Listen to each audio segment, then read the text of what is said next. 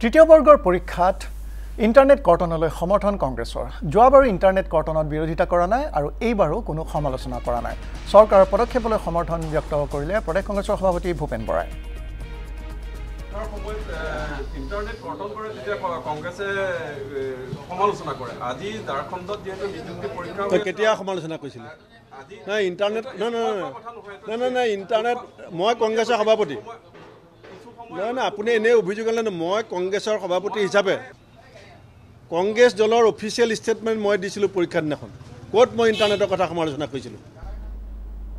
internet কৰ্তন কৰে যেতিয়া কংগ্ৰেছে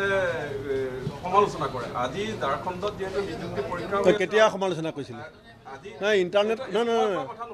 নাই ইণ্টাৰনেট মই কংগ্ৰেছৰ সভাপতি